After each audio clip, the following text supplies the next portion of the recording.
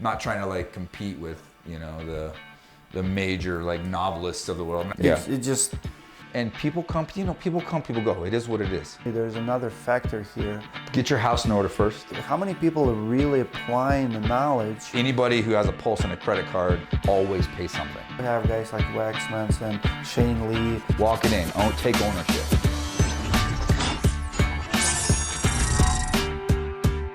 How's 2020 so far?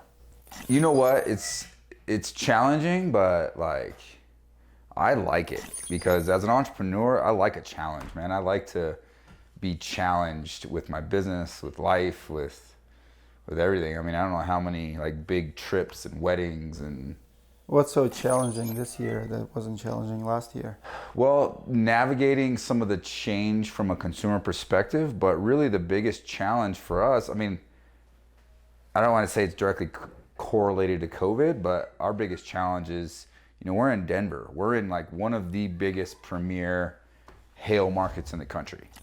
And there's no hail. We have not had anything this year. You know, we're about to set a record for days over 90 degrees. The pressure is just not right to where we haven't got that notorious hailstorm that we usually get. That's a good thing, isn't it? So I see it as an opportunity because sure, we may not, you know, break records as far as overall revenue, but we're gaining a lot of market share. So compared to last year, is your sales going to go down overall? Yeah, we'll go down. Percentage-wise, how much? I'd say about 30 to 30% or so. Less than last year. Yeah. I see. Yeah. Would you say that roofing businesses struggling right now? I heard few companies are collapsing or folding. The industry in our market is challenged. There's a lot of people who, because of their model, they're struggling a little bit, you know, and I, you know, obviously I do coaching as well, and I really, you know, really emphasize building a roofing business model that's not dependent solely on storms. Storms should be like a bonus, an opportunity to like take you to another level or to pay off debt or invest in buildings or whatever. Like that shouldn't be like the sole focus of your business. Build a great business model with multiple verticals. And then when you do get a storm, be ready to capitalize on that to make the most of it. And some contractors aren't quite prepared or weren't prepared for that. What kind of structure do you have in your business? Do you have partners or is it just you? I have a partner, full corporate structure. I have a partner, I have a CEO, I have a CFO. So when you say partner, is it 50-50 on paper? 50-50, yeah. Lots of paperwork, legal, yeah. Tell me about that partnership. Partnership is worse than marriage. The percentage that fails is even more than... It is. So I've been blessed with my partnership. So you've been a partner with him from the beginning? No, I kind of brought him in shortly after I started, but after I started the roofing brand. But my partner, we've been friends since we were 10, 11 years old. So we've been really close, went to high school together, went to college together. What do you do? What does he do? How many hours each of you work per week? What's the roles? So our roles are pretty well defined. I oversee the commercial department, the commercial division, and kind of marketing strategy and like visionary for the company. He oversees the residential sales and everything correlated with that, including business development as well as his supplementing team. So he oversees the sales department, residential sales department, business development, and supplementing. And then we have a CEO in place that oversees everything else. Both of you? Or? Who's that? Yeah, both of you? Yeah, exactly. She's my sister. And she's just an absolute rock star. She's really excelled within the growth she's had. But yeah, she's our boss pretty much. So which department is down more percentage, yours or residential this year? Residential. Yeah. So commercial is still on the rise? Commercial's doing really well, actually. It's kind of really held up some of the down. What's percentage? Is it 50-50 residential? What's bigger? Right now we're closer to 50-50, where historically it's been 80-20 residential when we have a big hailstorm. So the commercial department is really doing fairly well. So when you say commercial, what do you do? Is it maintenance? Is it EPDMs, TPOs? Is it coating? What kind of commercial All service? of the above. So we do EPDM, TPO, coating, a couple different coatings. We have a full service department, multiple service trucks. So 3 different main departments. So you got residential, service, and commercial. They all run separately. They all have separate managers overseeing each department. How do you do your marketing budget for a year? You do based off percentage of sales. You have certain number. You just throw money at what you know works. Do you have marketing budget? Yeah, so we try to market based off of percentage of revenue, and adjust as the year goes on. We adjust based on forecasted revenue and cash flow and that sort of thing. What's the number in the beginning of the year before adjustments? Between 2 and 3% of gross revenue is what we budget for marketing. Is it scalable if you invest more in marketing? Yeah, so it's interesting because this year with no storms, we've actually upped our marketing spend. So if you go up to 5%, will you double your opportunities? Not necessarily, because so much of our business is built on relationships and like strategic partnerships and referrals. So that marketing is human. So we have business development, like a whole business development team. So it's not like digital, like Google. I know you invest in that, but what do you mean by that relationship marketing? So I have 2 people that full time, all they do is build relationships with key influencers like insurance agents, property Are managers. they part real of the estate. 2 to 3% marketing budget? Yep. I see. Yep. So it's not money spent like on lead generation or Google or Facebook? No, not necessarily. I don't buy any leads. I don't do any door knocking. We do Like a lot online. Zero door knocking? No, we don't do any. Our sales team will do some of their own door knocking. Most of the time, it's going to be like 6-packing and working a warm neighborhood off of projects they've already got. Sure. And sometimes they'll go out and door knock, but I've really built a model completely outside of that. So we've invested in other things that are more of a long-term play. Sure.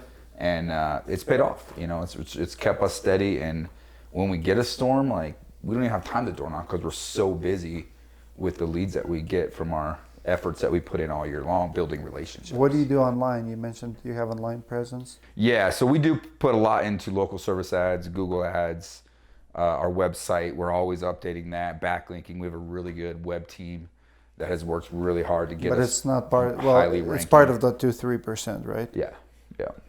And do you feel like it's not online is not scalable for you? It is to an extent because, like, as we speak right now, I've spent a lot more online over the last couple months. I see. So To we've increased a compensate lot for of lack of our- storms? Yeah, exactly. So we've increased where people are pulling back, like cutting their marketing budgets, pulling back. I've increased my marketing to try to offset, to make sure we maintain steady lead flow. And it's been working. Like we have conversations constantly on where we're going to market, where we're going to target for AdWords and local service ads, and then we'll put emphasis on residential retail, residential insurance, service work, repair work, and then commercial. We'll just kind of cycle through those things as needed, as kind of the department's need, if you will. So we've spent a lot more on that lately. Love it. Hard question. You spoke about it before. You have filed bankruptcy before you started this company. Yep. Tell me what led to that. How did you overcome it? Was it like punch in the face? Had to get up? And was it roofing business that you failed? It was not roofing. It was not roofing. No. So my original vision, my big goal in life, was to be a custom home builder. I was passionate about, the creative side, building custom homes, and that's kind of where I got into construction, like property, project management, building homes, drafting, construction management stuff. So I did that through college, and right after school, I started my first company, which had the vision of being a, custom home builder, general contractor. And the first couple years went pretty well. We did custom basements. I had built a number of homes while I was working for another company. When I started, I was working my way up, so I was doing a bunch of custom basements, remodels, additions, whatever we can kind of do to do custom work. And the first couple of years were going pretty well, and then all of a sudden the market shifted. Then the Great Recession happened. The banks stopped lending. 2008, 2009. I started in 2006, if that tells you anything. So by 2008, the market just completely dropped out, and I was, heavily vested into the company, like leveraging debt to try to build this company up, working out of my own home, my own basement, just working all by myself. And that's what kind of ultimately, snowballed and led to the decision of, hey man, when the bank stopped lending and my whole business model was built on people using HELOCs, home equity lines, to pay for their basement finish. And then at that time, no banks were loaning for homes. At one point, I was working in Weld County in northern Colorado, and at that point, it had the highest foreclosure rate in the country. So here I was trying to be a builder in a county that had the highest foreclosure rate. How much money were you upside down? Oh, well, if you include the house, probably 300,000, but it was. So it wasn't that much. It wasn't crazy. No, it was between 200,000 and 300,000. This is what I was upside down in. And you couldn't come out. Was it mental? Would you file bankruptcy today if you would be in that position, or would you? Yes. So it was strategic. I had just I went through all that. I became an insurance adjuster, and that was I'm going to be an adjuster, travel, go work hurricanes, make $250,000, and use that to pay off my debt. Right, that was my plan. And once I looked at the amount of debt and the amount of things that I had racked up in Home Depot and stuff like that, it was in the house and trucks that were having a hard time paying for anything, right? So I looked at it from a perspective of I can either start fresh, hit the reset button, and learn my lesson and start fresh, or I could spend the next 5 years trying to get out of this mess, right? So ultimately, I had made the decision to just hit the reset button, and from there on, I'm, very, very adamant, debt free. I don't even, carry a credit card balance. Everything goes on a credit card; it gets paid off every single month. Stuff like that. I've recovered tremendously, and so give me a couple lessons that you learned from that experience and that you can teach other contractors now. Because you see it a lot in our industry, cash flow management. And bank loans are not your friend. Bank loans. Don't get a What bank about loan. cash advances? What? Cash advances, even worse. I don't like, no. Bank loans, cash advances, there's no easy button. You can't just credit take cards. a loan, credit cards. It'll snowball. Because if you're borrowing money to pay expenses, you're setting yourself up to compound that problem. Wow. If you're borrowing money to invest and grow a company with a very strategic plan, explore borrowing, explore taking on equity partners or whatever. But if you're borrowing money to get yourself out of a hole, you're just going to dig that hole deeper. Unfortunately, that's just the reality. How about suppliers like ABC and stuff? I see a lot of guys getting in trouble on their bills. I got in trouble early on when I started roofing business. In Minnesota we have it's not short season, but winters are long. And I remember, I was doing like 900,000 first year, 1.3 second year, and then I remember I used all my cash to buy all my assets. So I bought like 3 trailers, trucks. So all of a sudden, I did not know how much money I have. As simple as that. So you have $250,000 in the account, so you go buy a trailer, truck, and I'm not a fancy guy. I never have like sports cars or boats or cabins. Never spend money on myself. Everything goes in the business. But then at the end of the season, and you pay that bill every month. But then in Minnesota, November, December, season ends, and now you have $90K to ABC. Where did money go? I mean, you have at least $100,000 in assets. It's all balances, right? So I should not bought that with cash. Maybe I should take a credit lease or whatever. Lease it. You could expense that. Exactly. But now looking back, I'm like, oh, that's what that's for. Yeah. But I hate it. I hate lease. I hate credit. Like if I have money, I pay cash. But then, what's your take on a relationship with ABCs? So I got a piece of advice early on that stuck with me, and I pass this on to everybody I work with, all the contractors I work with, is walk your checks in. And even if you can't pay everything, always pay something. Be transparent. Don't hide from it. If you have this big supplier bill and you owe $100,000, and you only have 20. Our natural tendency is like, well, I got to save that 20 to survive. Take 10, go pay. Walk it in, take ownership. Here's 10 grand, I'll bring you another 10 next week. Another 10 next week, another 15 next week. Every single week, pay something. Maintain that relationship because it will come around. I've been in there. I've had the same problems, right? My problem, how I got in trouble with suppliers wasn't that I'd spent all my money. It was that I grew so fast I didn't track my AR right. I wasn't collecting fast enough. Sure. Right? So we By sold the way, all happens these all the roofs. time. This is what happens. You flood the streets with salespeople.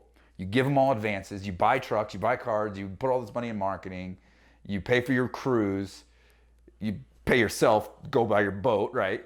And then all of a sudden, it's like, oh no, I have this huge $3 million of AR that I haven't collected, and I don't have a process in place to collect efficiently. My supplementing's not effective, or retail, you're just not billing appropriately. You didn't collect enough. You roofed a bunch of houses without deposits, little things like that. It just snowballs and adds up. Then you have this huge AR and no cash to pay this huge bill. That was my challenge.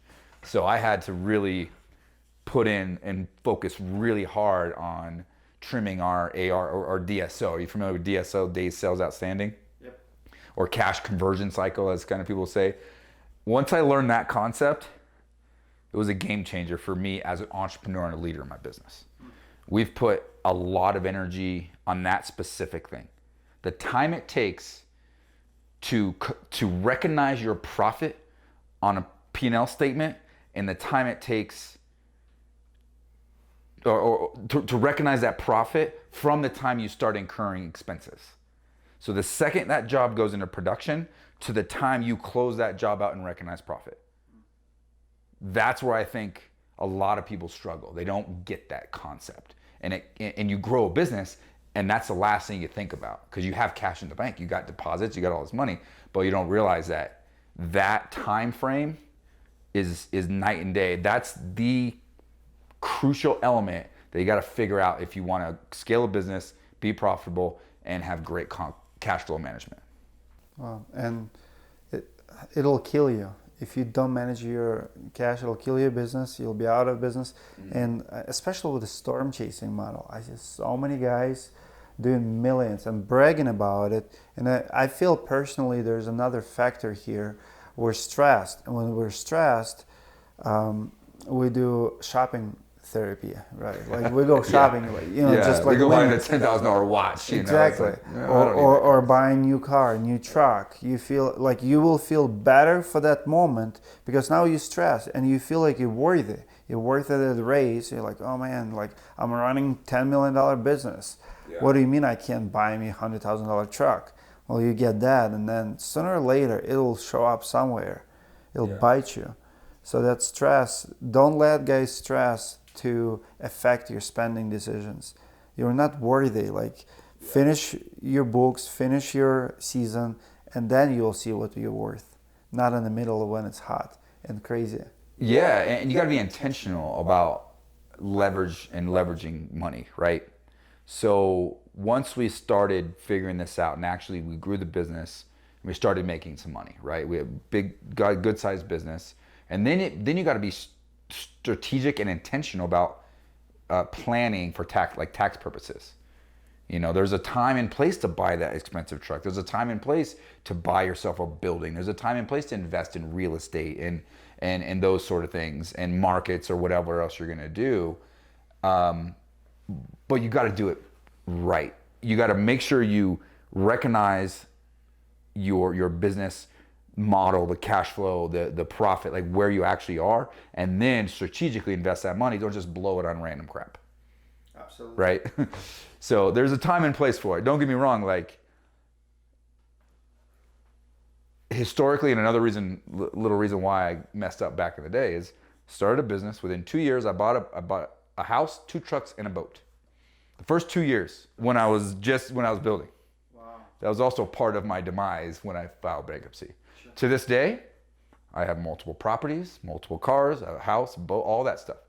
But it was all very intentional and For me, I love cars. I had a subscription to Motor Trend magazine when I was a little kid. Like I'm very, very passionate about cars. I could care less about what other people think about it. I love cars. I love racing. I love racing. I put my helmet on, I go racing. I love that. That's one of my passions, right? So I'm willing to invest and put time and energy there, but the key is you have to be very intentional. And for me, it's goal setting. So for me, I set this bar, I set this goal for myself. If I can get to this level, then I'll go buy a car, or then I'll go buy a truck. Not, oh, I think I have money. Who cares about everyone else? They're not taken care of, but I'll go buy my boat first, figure it out. It's opposite. Take care of your people first, take care of your list, take care of the things you gotta take care of, and then intentionally, strategically plan the fun toys if that's what your passion is. If it's not, so what? No big deal, How do you and your partner pay yourself? Do you have a salary? Is it commission? Yeah.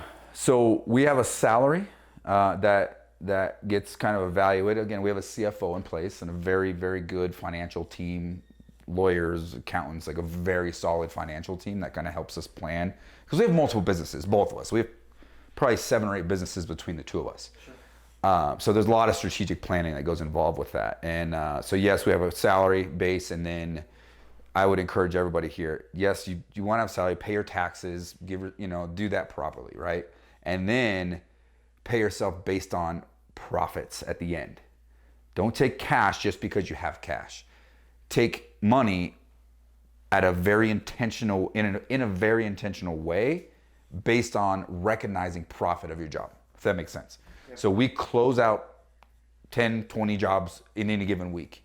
I'll take every single jobs, check the ledger, look at the individual profit and loss statements, determine what that profit margin is, reference that based on what I know my cost is for my business. I know I have to recognize X amount of gross profit in a week in order to break even. If my gross profit for that week is above that number, then I'll take a small portion of it and we'll disperse that between the two of us. In your opinion, what's the best size for roofing business? Like almost ideal, you make the most profit, easy to manage, lesser headaches. Obviously, there's a lot of different tendencies and different.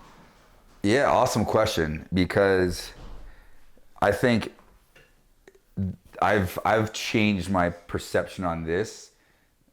The more experience and the more wiser that I've gotten as a contractor. So I'll answer this with twofold. When it comes to residential, I think that $12 to $15 million mark is kind of the sweet spot. Because you can have a production department built out, an organization, all the roles defined and built out. You can cover them, pay them very well, and recognize a good profit at the end, and have a little bit of a predictable kind of market. How good? Like 10% net? Yeah, that's the target, right? If you can net 10%, make sure you're investing in your people, investing back. That's the target. If you can make 10% on 12 million after paying yourself, and that's the target. That's our target. Yep. That's what we're trying to get to. Yep. We have a full staff, full overhead, new trucks, we own our buildings, like the whole 9 yards. So we're always trying to invest and do that. And so I'm trying to figure out on the commercial side. So we're growing. I mean, we've averaged in the $3 million the last couple of years on commercial, but I feel like with the exact team that we have, we can get to 10 without having to increase a bunch of overhead. So the key there is finding that sweet spot to where you avoid diminishing returns. So when you get to the point where where your growth and your overhead is not going away from each other, right? So when you get to the point where you're growing so much that you have to hire so many more people to handle that overhead, you're just diminishing your profits at the end. And I think that concept, another one, my mentor, my CFO really helped me understand that concept, because I was of the mindset of just grow, sell, open offices all over the place, and we're going to build a $100 million company. But the reality of it is, what I've learned is in order to maintain a good quality of life, take care of your family, take care of your finances, be able to travel, be able to, for me, I'm an entrepreneur. I don't want to spend, I'm not wired to spend 60, 70 hours, 80 hours in my roofing business. I love working 60, 70 hours, but I want to spread that time out into other ventures. Obviously with you as well, we connect on that. Like Yeah. I try to run my roofing business for less than 10 hours a week. Everything else allows me to focus on coaching and consulting and marketing and some of the other real estate investments, some of the other things that I like to do.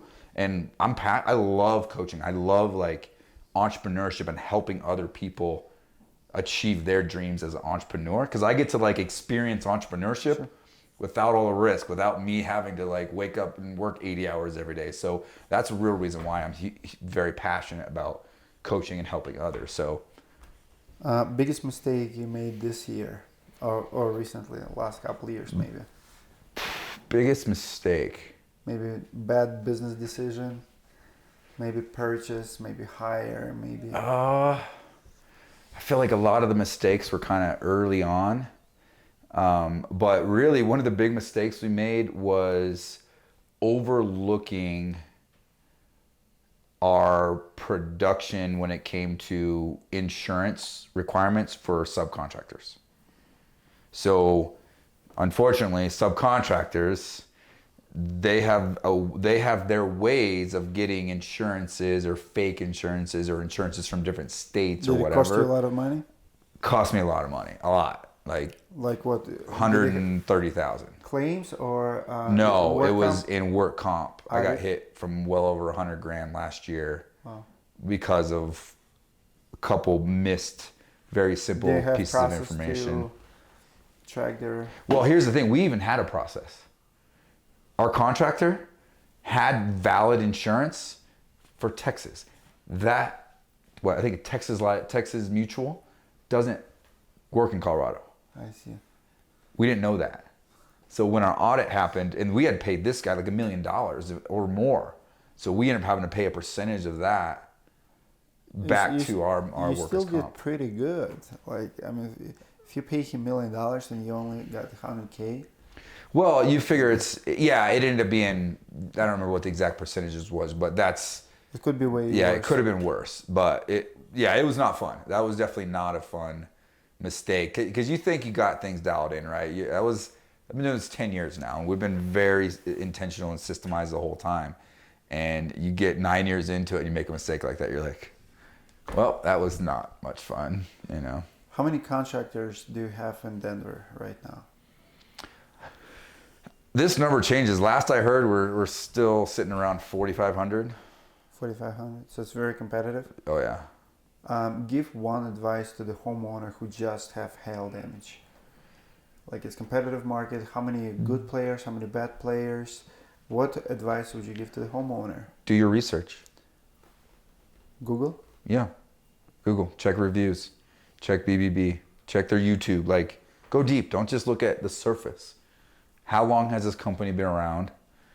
Is the owner even, like, two things. Is the owner doing absolutely everything? Unfortunately, is he the one who knocked your door? Or is he or she, like, have videos and have, presence, and are they like helping develop the brand, and they're not hiding from the brand, right? That's what I'm saying is, don't find a home owner that's hiding from their own brand because they're crappy reviews and they don't believe in their brand enough to actually be out there as the face of the organization. I'll give you another one.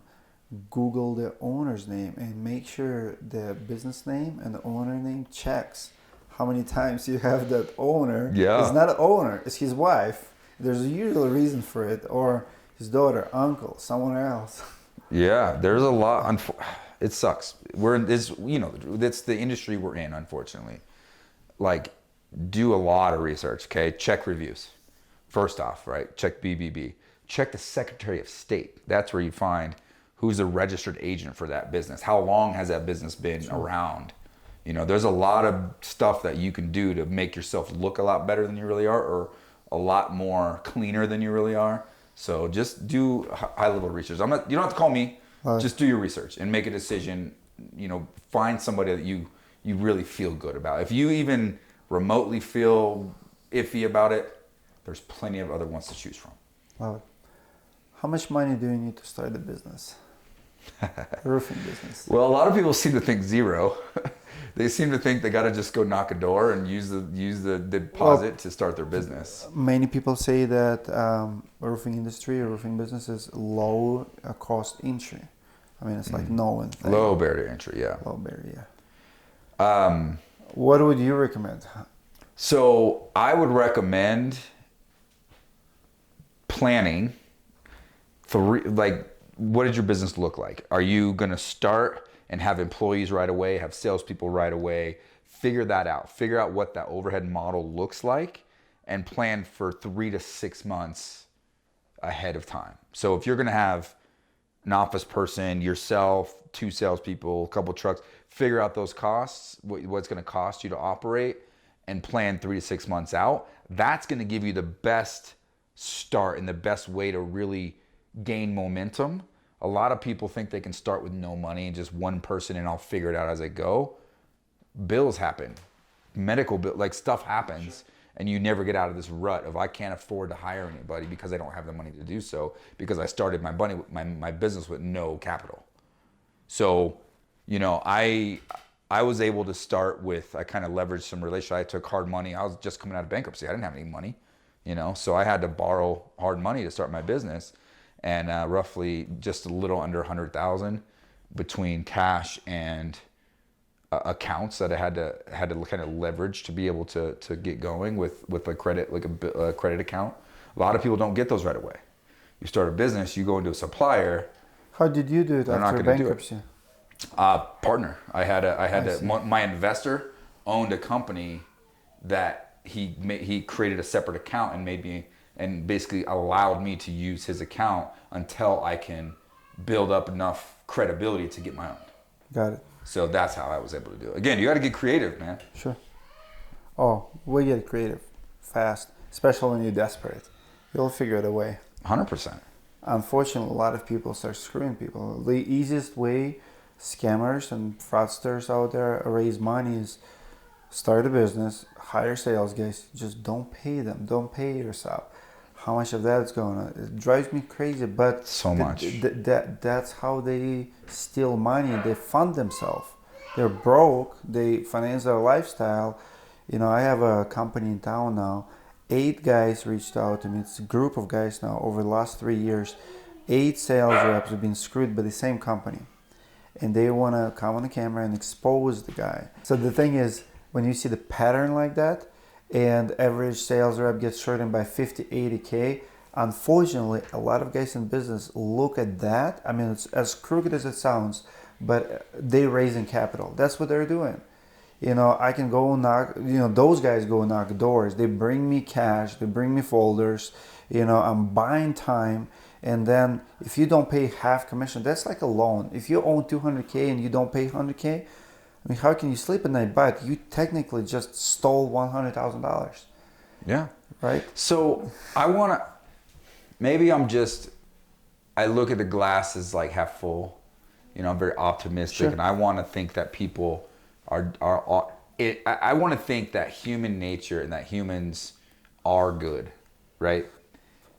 So I have a hard time allowing myself to think that everyone out there that does this intentionally does it, right? 100%. I want to say they get themselves into a tough position, or they start seeing money and let greed take over.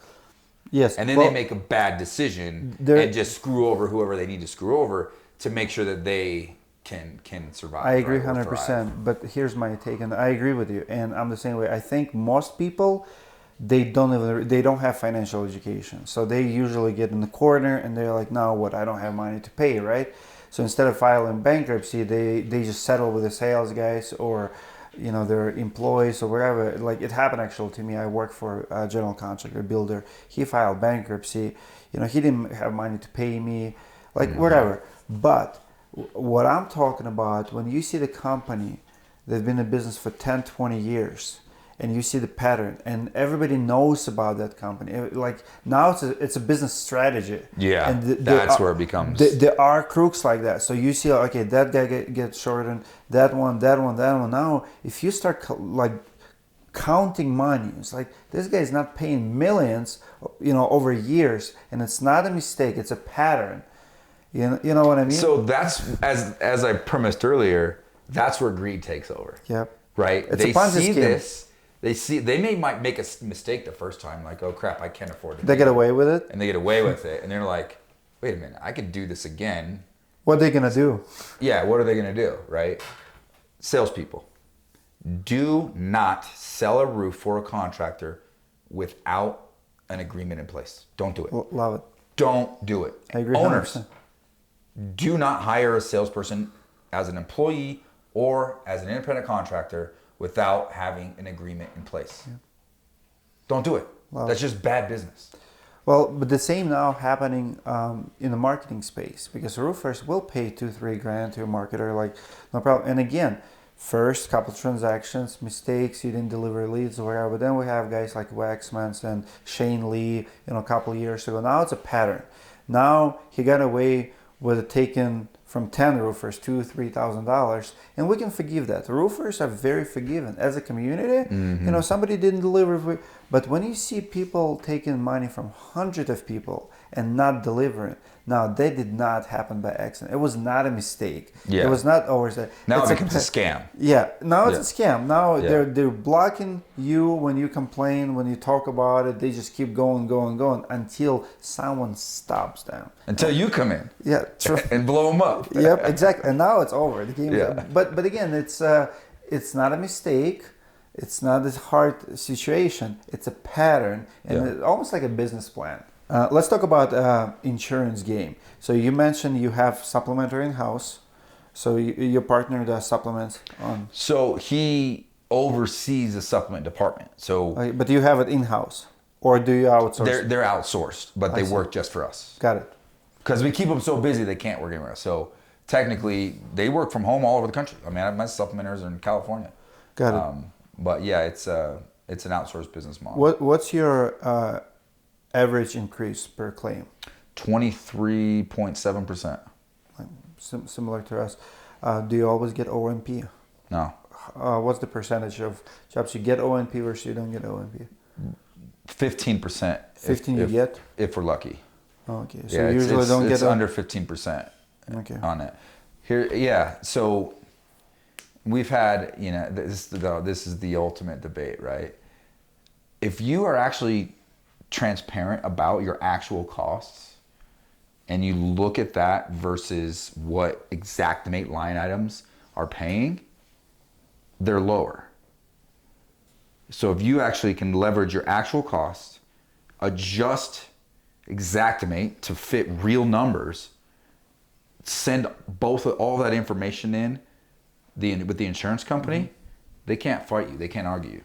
Drop the overhead and profit argument, make them pay actual market value for what they're supposed to pay, and you don't need the overhead and profit because you're getting that percentage a more effective way.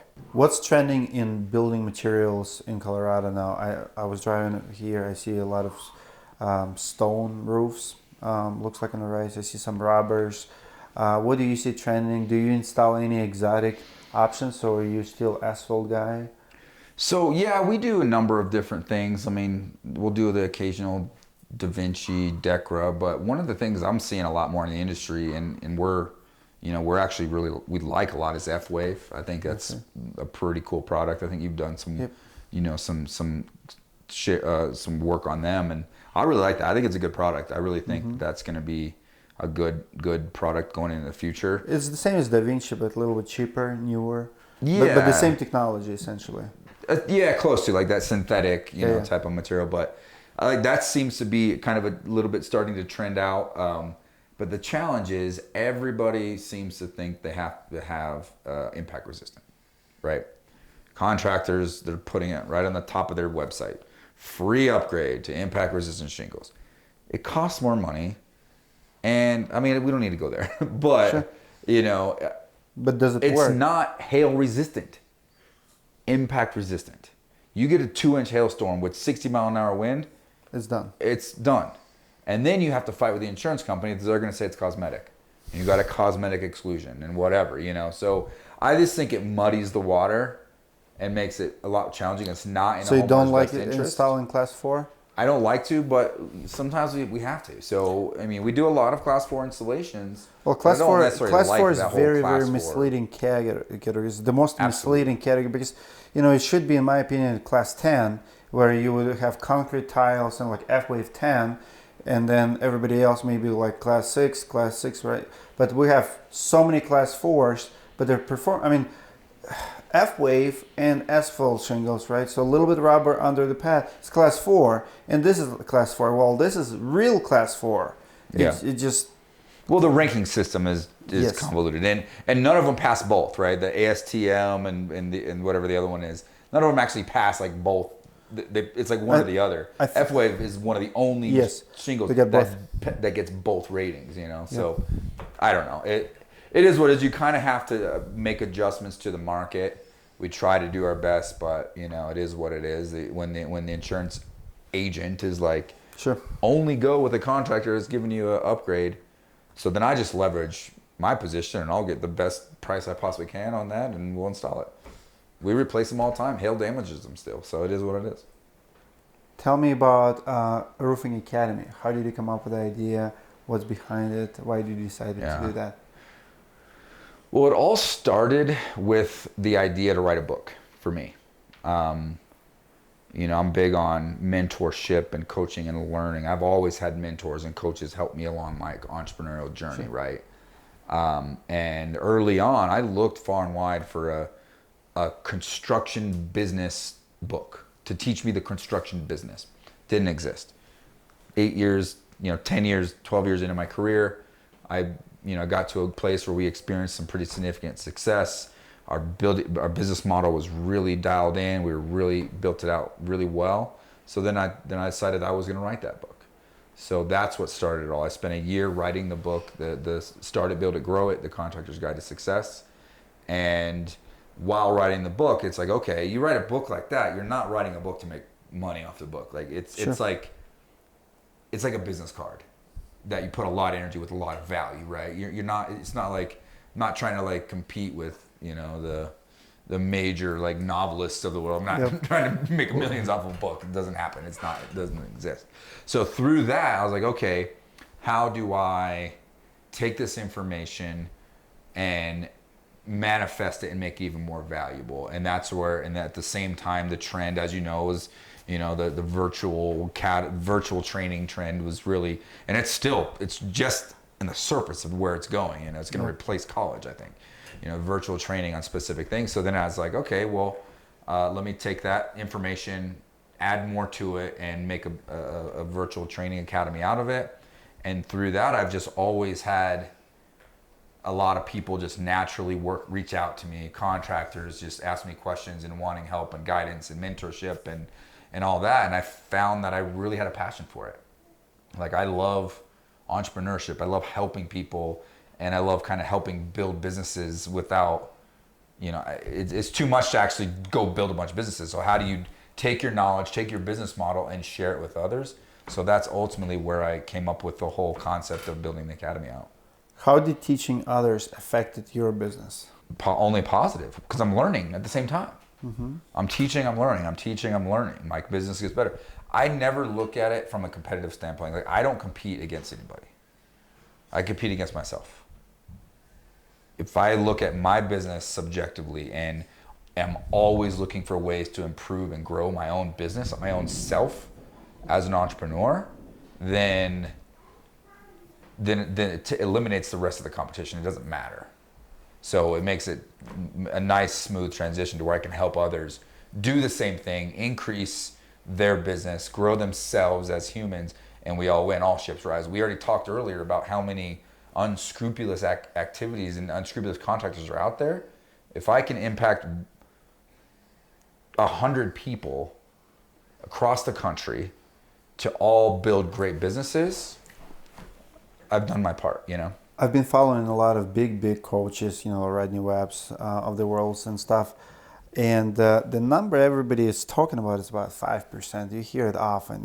You'll have a class of 100 people, and the mentor or coach will say, well, only 5% or 1% of you will actually do what we're asking. So what do you feel like your number? So you have students, you have people involved, and how many people you cannot help? Like I know I have students too, you have students, and there's some people, I don't want to call them losers, because obviously people who reach out for help, they're not losers, but often do you have this feeling that you're trying to help a person and you just like, I do YouTube videos all the time and you see people watching them, and we almost have this trend where people are always learning but never can learn because you can't change their personality. Yeah. And I feel like there's a big group of people out there that you just can't help. Like no matter how many videos you'll make for them, what kind of lessons and how shown the way just doesn't help. What do you feel like, how many people are really applying the knowledge? Like is it 5%, 10%, 50%? I mean, how many people are willing to take, to put their ego on the side and actually suck in knowledge? That's a good question. You're absolutely right. And again, I want to think that even if it's a small impact, I can impact everybody a little bit. They can learn something and hopefully make a better decision and learn something from one conversation that pays dividends for generations to come within their entrepreneurship career. But let me help before I go further. So you build, let's say, $10 million business. Mm-hmm. I see where you're going, and I agree with it. Like, you watch the video, you get a little bit better. But how many people realistically, let's say you have 100 students, how many people realistically will get to $10 million, mark following your steps, following my steps? Because I feel like there's so much with their personality, and we're helping and we're improving them and so on. But there's very few that really succeed in life just because you enroll in school, you buy the course. And because I see a huge trend in the roofing industry where people buying courses left and right. They sign up with you, with me, with 5 other guys, nothing changes. They don't make it to 10 million or 20 million. And then you have guys who make to $50 million and nobody ever taught them anything because there's a character and a drive. There's things you can't teach. So out of 100 people, how many realistically you Randy brothers can train and teach to get to your level? So my optimistic side is going to say 5 to 10%, Sure. But that's true. Like it takes a certain level of humility and leadership to get to that level, because there's so much ego involved in this business and in entrepreneurship that people can't get past their own egos to understand the biggest enemy. That in order to get to that level, they have to let other people make decisions for them. And they can't let their ego will not allow that. I'm the boss, it's my business, I make all the decisions. Or they can delegate. Or they do delegate, then they micromanage, then they overrule, and they don't let somebody else actually be great. One of the best pieces of advice I ever got, actually out in school, as going to entrepreneurship school, was find people better than you. 100%. You've heard it before. People say it, but how many people are actually okay to do that? How many people are going to hire somebody that they know is smarter, that works harder, that has a great strengths where they're weak? How many people are going to actually put their ego aside and let that person into their business and give them some, delegate to them like key portion of their business or key decision making capacity? That's the only way. There's no other way. That's the only way. You can't. There's no other way to do it. But you have to outwork all of them. Still, your work ethics should be unmatchable, and nobody should work harder than you, but they should be smarter than you, and more talented. Sure. Yeah. Interesting. Yeah, I think the goal is to work yourself out of a job. I never once have said, my goal is to be a great business roofing company manager. No, I'm an entrepreneur. I want to work myself out of a job. I want to create opportunity for other people to have fantastic lives with the idea in the business that I created. That's what I want to do. Help others, provide awesome opportunities for those who don't have the very limited special gifts that I have. Let them excel in the gifts that they have, right? The strengths that they have. With the Roofing Academy, do you ever feel like you're a marketer and you're just selling dreams to people who don't have dreams? When you're trying to explain the vision where they can go? I don't get that a lot, honestly. Like, I have a smaller, comparatively to everyone else, I have a much smaller client base. Sure. With some intentionality. Like, I pride myself on having a relationship with every one of my clients. And I get to know them. I get to know their families. I get to know really what drives them. And I'm able to custom tailor plans and strategic plans to help them grow and be successful. And if I get to the point where I can't do that and maintain that level of commitment and availability and relationship, I'll cut it off. Like, I don't do it for the money. I do it because I love helping people. And if I get to a point where I can't effectively do that and maintain relationships, and people come, people come, people go. It is what it is. But I pride myself on getting somebody in early when they first start their business, and the ones that grow, the ones that do the work, the ones that actually apply the things we teach, they grow their business. And then they call me and say, hey, I want to upgrade. How do I take it to the next level? How do I get more coaching? How do I get more? That's my objective. And I'd rather take someone early, work with them for a long time, work throughout their career, and just build a game-changing business with them and be a part of that, versus flood my system and just anybody who has a pulse and a credit card buy my crap and let 1% actually do well. Like, that's not, I do all my own sales, I do all my own phone calls, I do everything. And maybe I shouldn't be, but I still enjoy that part. Like, I enjoy the interaction with humans. So maybe that's kind of limiting me on the upside of what we could do, but I'm okay with it because I love having those relationships with my clients. Can you share one success story, like favorite student or someone who really, you took maybe early on and now they're like flourishing in the dream? Man, I have a bunch of them, actually, a handful of them. It's so great to even, I get like tingles just thinking about it, where I'll have somebody. Give me like a few names or one name. I had an interview with one of my guys yesterday. He's been there. They've all been my show, but one of them in particular saw me speak at a conference 2 years ago. What's his name? Was Joe. So Joe Lesher, my man. He knows what's up. I know Joe Lesher. He knows Joe Lesher. So he was working for another company and started his business like the week after we had a great conversation. And I'm like, man, at some point you got to pull the trigger. And very next week he started his business, joined the academy. We started working together. 2 years later, he's done $3.5 million in a retail market. Yep. I love him. He's a killer. I mean, and this goes to say, not everybody's gonna have similar results. Sure. A great guy, educated, sharp, military, disciplined, as an MBA, put a plan together. We give him the platform, and he executes. Yep. Another guy, young man, Jose, 23, 24 years old. Same thing.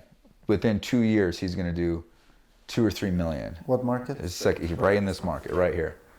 He's like our little brother, little sister company. And there's a bunch of them. But like, again, I just spoke to him today, and the ones that you give them all these tools, right? And some people just like will watch all the videos in like a day, and they won't do anything.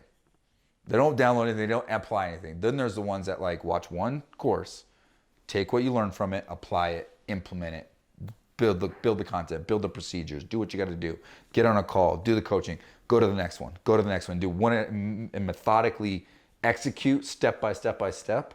The ones that do that, and like one guy in particular is 24, 25 years old, and they're absolutely crushing it. With no hailstorm, they're going to double their business this year from last year. They did like, I think 750 or 800,000. They're going to do like 1.7, 1.8 million this year in a year we had no hail. The ones that execute, the ones that take to heart what you teach them it's so much fun. Love it. The last question. Give advice to someone who maybe have a roofing business. I see also a big trend for this. Someone who already made it in a roofing business, maybe a couple of years in business, and now they're starting a new venture. Could be school, could be course, could be, they invented a tool and they start putting their energy there. Like you started academy, your focus shifting, right? give advice someone who's starting more ventures when they already built a roofing business. What advice you give for them? Get your house in order first. I've always been an entrepreneur. I've always had the shiny object syndrome. This is a good idea. Let's go build software. Let's go start. I mean, I jumped into other businesses early on in my roofing business, and we sputtered in the beginning a couple different times because I was too much of an entrepreneur chasing shiny objects, wanting to do all the other things. Get your house in order first. Build your business to where it literally can run by itself, and that the input you put into it helps it flourish, helps it grow, helps navigate, ideas and growth and strategic things before you start chasing other shiny objects. Because once you start, if your business isn't built already, isn't full, isn't in the right place, as soon as you start taking energy away from it, it's gonna fall. So you got to, and again, people, you got to have the right people in place and make sure they're well taken care of. They know their role. They've grown and developed with the company. And I've gone through this. You go through this too, like where there's times where I feel disconnected and I'm like, oh no, I want to reset and get back into the business and let everything else go on hold for a little bit, because that's your baby. That's what takes care of your family. So I don't know, make sure your house is in order, and it will always be my top priority, is making sure that my roofing company is in a good place. Well, guys, I know you enjoyed this video. If you have any questions for Randy, comment below. Randy, can I get a commitment from you to go to this video in comments and reply to questions if they have for you? I'm in. Yeah, tag me. Awesome. So guys, if you have any tag questions, my channel. Yep. My channel as well. All the link to Roofing Academy going to be in the description below. If you have any questions for Randy, comment below. Randy and me will answer them if it's for me. See you guys in the next video. Thanks, man.